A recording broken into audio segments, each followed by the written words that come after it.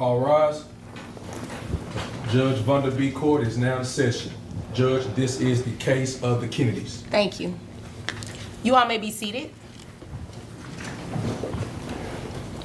Okay, Mr. Kennedy, you brought this case before the court. Yes, ma'am. What's going on? So I'm sharing custody with our 12-year-old daughter now, and I'm just wanting a little more help with finances because as she's getting older, expenses are getting a little higher, and sports, dances, going out hanging with girls, and yeah, I just want a little more help on my end. I'm paying insurance already. And, okay. How much are you paying in insurance? $130. All right. And what is your daughter's name? Autumn. Autumn. Oh, what a beautiful name. Thank you. Autumn. Okay. So what type of expenses does she have that are increasing? Yeah, so she's doing volleyball right now, and we're thinking that she's going to be doing that in high school as well. Okay. So just, athletic wear and then traveling, going to places. I want to go and support her and as well as her, but, I'm the one having to drive and take her if I don't want her to ride the bus because I don't feel her safe doing that. Okay. Is this a school bus or? Yeah, it's a school bus. With her teammates? With her teammates, yes. And you don't feel that she should, ride with her teammates? If it's really far away, maybe like an hour or more, I'll drive her. But, if it's 30 minutes or less, I'll usually let her typically go. Okay. That's understandable. Okay. Is there anything else you want me to know before I move over to her? She's just a growing girl, and girls are expensive, as they say, so. I mean, we are. We have a lot of stuff that we need, so, yeah. Ma'am, is there anything you want to add or subtract from what he said? Yes, Your Honor. Now comes the dramatic counter. The mother accuses the father of trying to take advantage of her new marriage. This is an emotional strategy often seen in custody and support cases. Redirect the argument, away from legal numbers and into personal motives.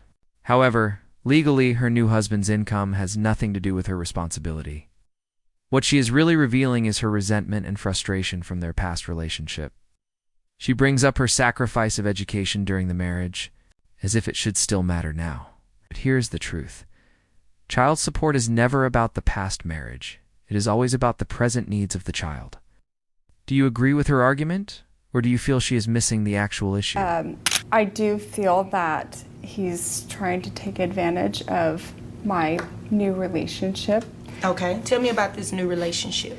Well, I can't really help who I have fallen in love with. So my new husband is a fantastic provider. However, I do get an allowance, and it isn't as much as you would think coming from, well, my husband's a CEO of an energy company, so you would expect a huge allowance, but obviously he has to protect all of his hard-earned income. What type of allowance do you receive? About $500 a week. $500 a week, okay. All right. Here is the key turning point. The mother reveals that she receives a weekly allowance of $500, equals $2,000 every single month. For most families, $2,000 could cover food, bills, and housing costs. Yet notice how she minimizes it, claiming it is not significant. The court does not see it that way. Because this allowance is steady and reliable, it becomes income for the purpose of calculating child support. This is where the mother's argument collapses. What do you think, viewers? Is $500 a week small, or is this an example of trying to disguise privilege as hardship? Right.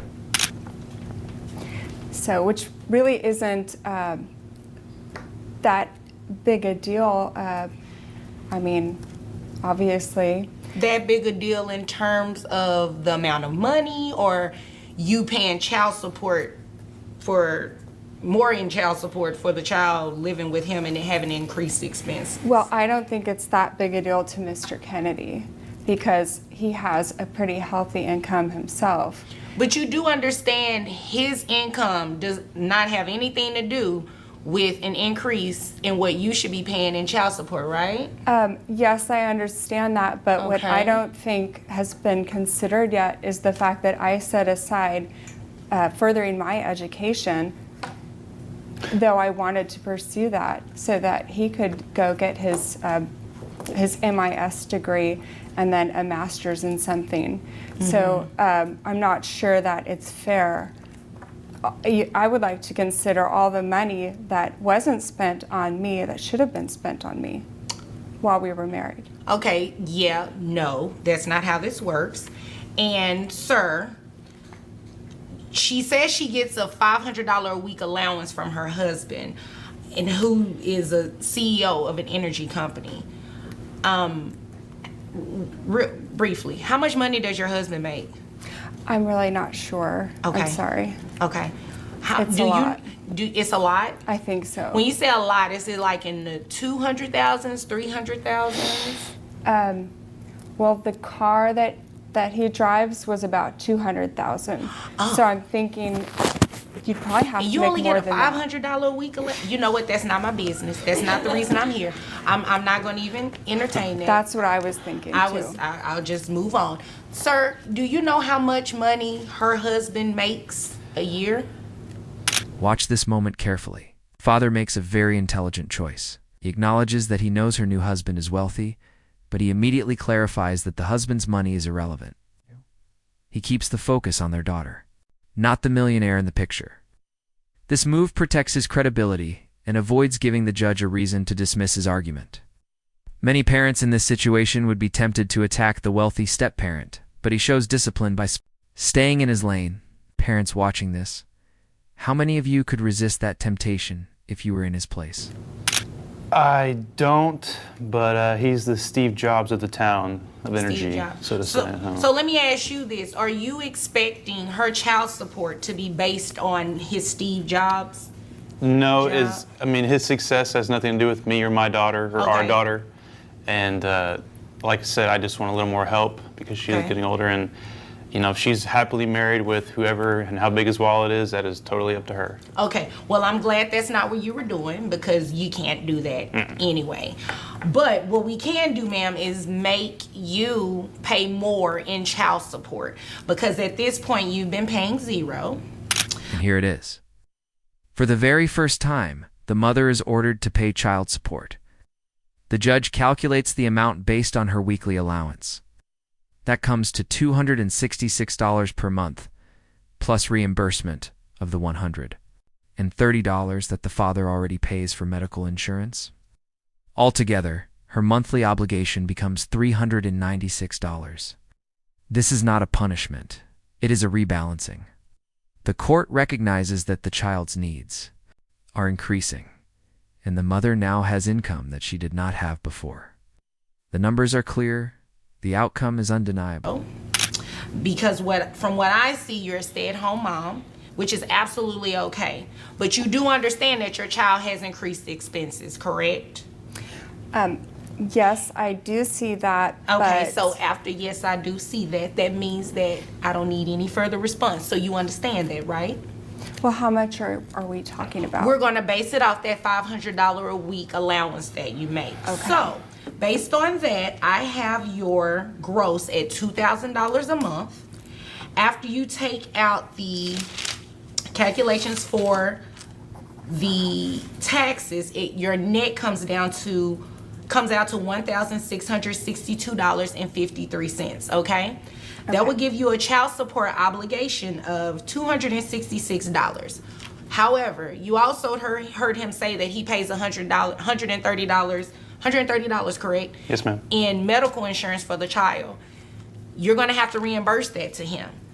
So, in addition to the $266 a month for child support, you add the $130, your child support obligation monthly comes out to $396. Suddenly, the courtroom takes a strange turn. The mother brings up a psychic that the father allegedly pays $400 a month to consult. This is a dramatic but legally irrelevant argument. Judges do not care about whether a parent spends money on hobbies, spiritual guidance, or personal choices. What matters is whether the child is supported. This is a classic courtroom distraction. When the facts are against you, try to embarrass the other party with personal spending habits. But here it falls completely flat. Do you think this was a clever move by the mother, or a desperate reach for sympathy? Can I say something? Sure, but make it brief. Okay, well, I don't know if he's still subscribing to the same psychic, Okay. But she charges, I think it's $412 a month. Okay. And- What does this psychic have to do with these numbers? Well, because I just feel like if he can afford the psychic, then maybe he can afford the insurance. And I guess I feel that that is money that could have gone towards my education while we were married. Okay, well, I've already said no to that. That has nothing to do with me. I mean, you should address that in your divorce, obviously. And whatever he pays, if he chooses to do that, that has nothing to do with your responsibility, your financial responsibility to your daughter. So if there's nothing further from either of you, you all are dismissed. And just like that, the judge shuts it down. No debates about psychics, no diversions about missed educational opportunities, and no discussions of a CEO husband's wealth.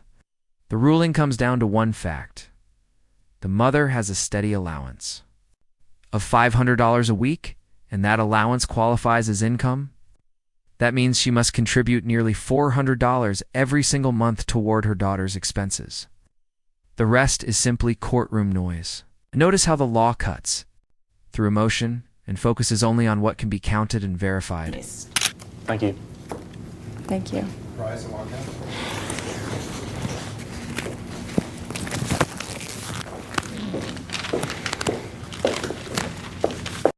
This moment is where the case turns educational. The judge takes time to explain the law to both parents and to the audience. Spouse's income cannot be counted toward child support, but a personal allowance or payment given to the parent can be. That distinction is very important. It protects fairness while ensuring that parents cannot hide behind wealthy partners to avoid responsibility. It is also a reminder that circumstances change, and with those changes, child support can be adjusted. How many of you know families where this lesson could make a significant difference? Hi guys, we've now reached the educational portion of our show. I just wanted to go over what you all just watched in the case of the Kennedy. So the parties, they were married previously, no longer together, they're divorced, right? Mom is now remarried to a CEO of an energy company. Dad is looking for her to pay an increase from zero amount of child support to something more that he is able to financially support the children. Not only can she be able to pay child support? That answer is yes. But I also want you to pay attention to the spouse in this case. So under Texas law, whenever there is a change in material or substantial circumstance, the courts are able to increase child support. So even if you were not necessarily in a court ordered to pay an amount of child support, that can be increased if there is testimony to show that you actually do have some more money. Well, in this particular case, the spouse made a lot of money. Well, unfortunately, Under Texas law, the phrase is a material or substantial change in circumstances. That is exactly what happened here. The mother went from a position with no income to a situation with a consistent $2,000 per month allowance. That triggers the right for the court to recalculate support obligations. Importantly, the father did not have to prove how much the new husband made. He only had to show that the mother herself had more financial resources than before. This shows how the law works with precision and fairness, while avoiding unnecessary entanglements with third-party income. well, unfortunately, under Texas law, a spouse's income is not calculated in terms of child support for what the other person has to pay. You only can pay child support, the person only has to pay child support based on the amount of money that they were receiving. So her child support amount was based on the allowance that she was receiving from her husband. And that This case also raises a larger moral question that goes beyond legal numbers. What does fairness in parenting really mean? Should past sacrifices during marriage count when deciding today's responsibilities? Or should every parent, regardless of what has happened in the past, share equal financial responsibility for their child? These are not easy questions, and every family has its own complexities. Now, viewers, I would like to hear your perspective. What do you believe is truly fair in a case like this? husband, and that's what determined her child support obligation. Do you know of anyone who's experienced a similar situation? Be sure to subscribe to our channel and make sure you comment below. You never know. To conclude, the father achieved partial relief. The mother is now legally required to contribute $396 per month. And the judge reminded us all of a very important legal truth. Your new spouse's wealth cannot shield you from your parental responsibilities. This case demonstrates how the law balances numbers with responsibility, ensuring that children do not suffer because of disputes between adults. If you found this case as powerful and surprising as we did, please press the like button, share your opinion in the comments section. Subscribe to our channel for more professional courtroom commentary. Every gavel drop tells a story, and we will be here to break it down for you.